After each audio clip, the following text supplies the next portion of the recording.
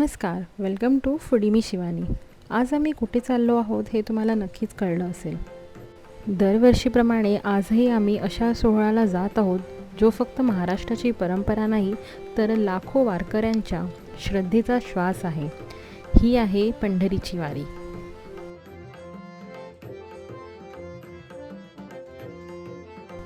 वारीची परंपरा तब्बल 700 ते 800 वर्षाहून अधिक जुनी मानली जाते. दरवर्षी आषाढी एकादशीच्या निमित्ताने महाराष्ट्राच्या कानोकोपऱ्यातून लाखो वारकरी विठुरायाच्या भेटीसाठी पायी निघतात. देहूमधून संत तुकाराम महाराजांची पालखी आणि आळंदीहून संत ज्ञानेश्वर माऊलींची पालखी अनेक दिवसांचा प्रवास करत पंढरपूरच्या विठ्ठलाच्या चरणी पोहोचते. या पालख्यांमध्ये संतांच्या पादुका असतात आणि त्या पादुकांसोबत चालताना प्रत्येक वारकरी स्वतःला माऊलीचा सोबती समजतो.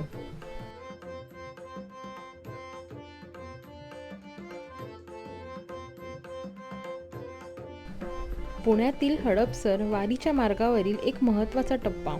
याच ठिकाणी मला दोन्ही महान संतांच्या पालख्यांचे दर्शन घेण्याचे भाग्य लाभले. एकीकडे जगद्गुरू संत तुकाराम महाराजांची पालखी तर दुसरीकडे संत ज्ञानेश्वर माऊलींची पालखी. हा क्षण शब्दात सांगणं खरंच कठीण आहे.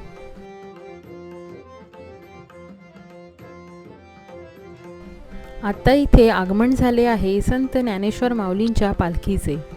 चला तर आपणही दर्शन घेऊया.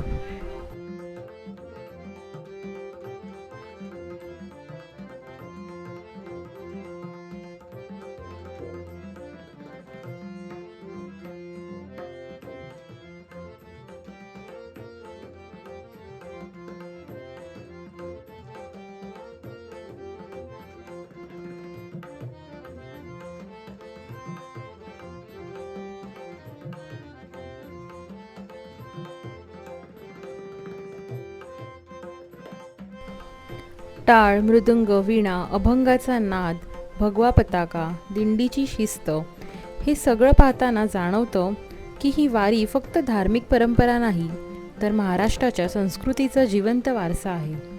शेकडो वर्ष उलटली, पिढ्या बदलल्या, तंत्रज्ञान बदललं, पण वारकऱ्यांच्या श्रद्धेत आजही तसूभरही फरक पडलेला नाही.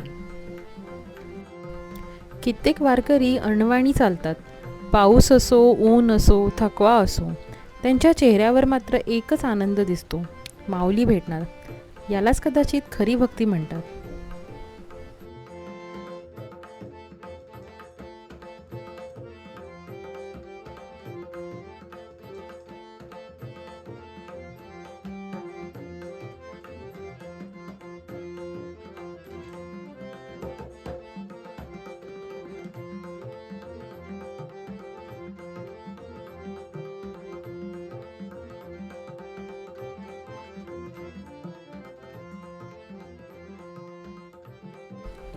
आणि आता तर सगळ्यांच्या नजरा एकाच दिशेला लागल्या होत्या, कारण आता संत तुकाराम माऊलींच्या पालखीचे आगमन होणार होते.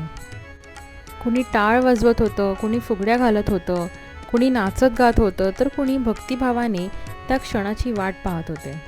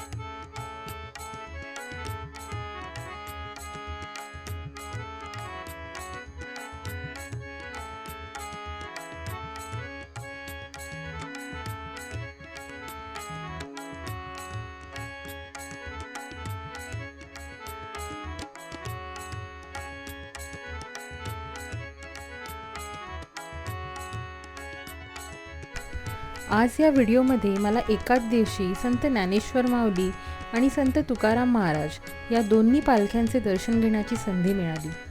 हा अनुभव कॅमेऱ्यात कैद करता आला हे माझं भाग्यच म्हणावं लागेल.